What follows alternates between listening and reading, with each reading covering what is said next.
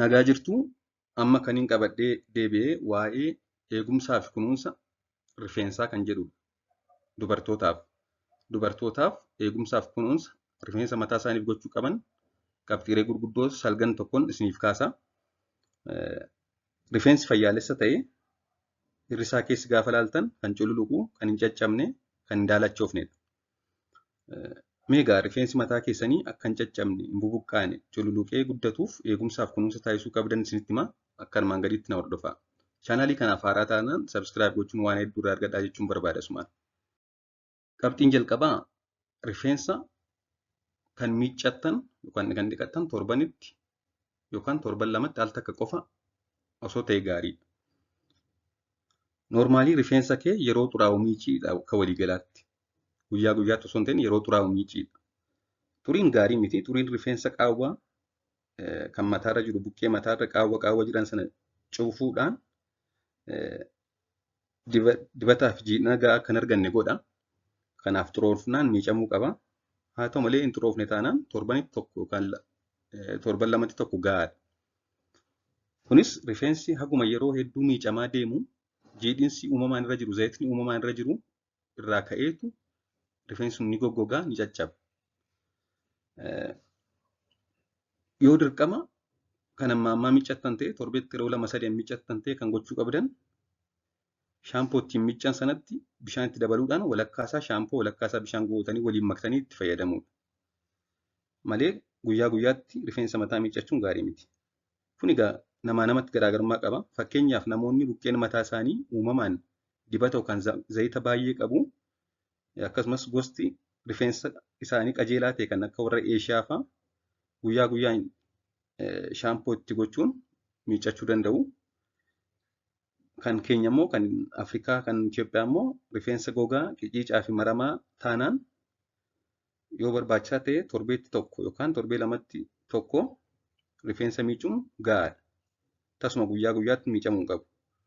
Rifeensi kee in buqqaa taanaan buqqee mataa keef dibata gahaa kennuu fi dhabuun yookaan jiidhina barbaachisu tun argatiin hafuudhaan kan kee waan ta'eef gosa rifeensaa kee irratti hundaa'uudhaan dibata barbaachisu akka buqqeen mataa lallaafu taasisuun barbaachisaadha. Kanaaf egaa akka waliigalaatti amma rifeensa mataa miicuun akka rifeensi sun goggoguu fi jiidhina yookaan dibata zayita gogaan mataa oomishee kennuuf akka hin arganne taasisuudha waan ta'eef barbaachisaa miti. Sadaffaan wantoota jiidhinsa rifeensaa eeguuf gargaaran moisturizers warra jedhaman kana yeroo fayyadamtan kanneen rifeensatti hin ulfaannee fi kanneen zayitoota biqiltuu irraa oomishaman irraa qophaa'an fayyadamuu wayya. Kanneen akka grape seed oil jedhaman kan suura isaa argaa jirtan kana kanneen akkasii fayyadamuu wayya. Noormaalii gogaan rifeensa mataa fi rifeensi mataa jiidhina argachuu qaba.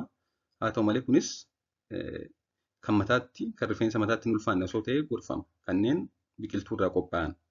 Isa kana qabiyyee isaa dubbistanii argachuu dandeessu.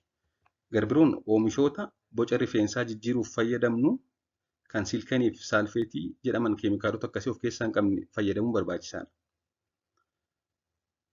Boca rifeensaa jijjiiruuf sheeppii rifeensatti baasuuf yeroo fayyadamnu keemikaalota adda addaa silkanii fi saalfeetii akka of keessaa hin qabne adda baafachuu qabna. Keemikaalonni kunneen rifeensa kee qulqulleessuu danda'u garuu yeroo keessa zayita uumamaan buqqeen mataa qabu haxaa'uun rifeensi gogaa fi daaraa akka fakkaatu akka ta'u godhu. Keessumaa gosa rifeensa gogaa fi maramaa qabda taanaan gosti shaampoo fayyadamtu baay'ee murteessaadha. Keemikaala boca rifeensaa baasuuf yookaan qopheessuuf gargaaran irra silkanii fi saalfeetiin akka hin jirre adda baafachuun barbaachisaadha waliigalatti. Shanaffaan yoo rifeensa bareechataa sirreeffattan yookaan istaayilii itti baasaa sirreeffattan rifeensa baay'ee harkisee kan tursiisu yookaan high pressure kan fayyadamuu irraa of qusachuu. Rifeensa baay'ee gottotaa pireejerii itti appilaayi godhee kan akkasiin rifeensa sirreeffatan kanneen akkasii fayyadamuu dhiisu. Garbiroon boraatii yookaan tiraasii kan jirbii irraa hojjetaman fayyadamuu dhiisu. Tiraasiin jirbii irraa qophaa'e halkan rifeensatti qabatee waan harkisuuf akkasumas jiidhinsas waan keessaa xuuxuuf gaarii miti rifeensaaf. Torbaffaan yoo rifeensa filattan filtuu yookaan meedoo ilkaan isaa walirraa fagoo kan babal'aa ta'e fayyadamu. Akka waliigalaatti rifeensa kee akka waan cabuutti kunuunsuu. Rifeensi yoo jiidhaa ta'ee dafee cabu waan ta'eef filaa yookaan burushii ilkaan babal'aa qabu fayyadamuun filuu. Rifeensi kee yabbuu fi maramaa taanaan immoo koondiishinarii ofirraa hin qulqulleessin dura filachuutu barbaachisaadha. Haa ta'u malee rifeensa luuccaaf qajeelaa qabda taanaan filuun dura rifeensi kee yeroo muraasa akka gogutti dhiisuu qabda. Yeroo rifeensa filtus jalqaba fiixee isaarraa jalqabdeetu erga akka hiikkatu gooteen booda hanga buqqee mataatti filuu barbaachisaadha. Haala kanaan rifeensi kee hin miidhamne gochuun dandeessa. Rifeensa erga miiccatteen boodas akkasuma fooxaadhaan maruun akka bishaan of keessaa hambisu gochuun barbaachisaadha. Guutummaa guutuutti akka bishaan mataa keessaa bahu gochuun gaarii miti. Qoorsuuf jecha akka malee sukkuumuun gogsuun rifeensa caccabsuu kan buqqisuu danda'a. Qabxiin 8ffaan fayyaa gogaa mataa eeguudha. Rifeensi fayyaa ta'uuf gogaan irratti biqilee jiru fayyaa ta'uu qaba. Fakkeenyaaf waan akka forooforii, gogaan mataa quncaa waan akkasii jiraannaan rifeensa sanas ni miidhu waan ta'eef gogaan fayyaa akka fayyaa ta'u taasisuuf rifeensi akka fayyaa ta'u taasisuuf gogaan fayyaas fayyaa ta'uusaa hubachuu fi yoo rakkoon jiraate sirreessuun barbaachisaadha. 9ffaan shaampoo buqqee mataatti dibuu. Rifeensa kee gaafa miiccattu shaampoo rifeensaatti dibuurraa buqqee mataatti dibuu wayya.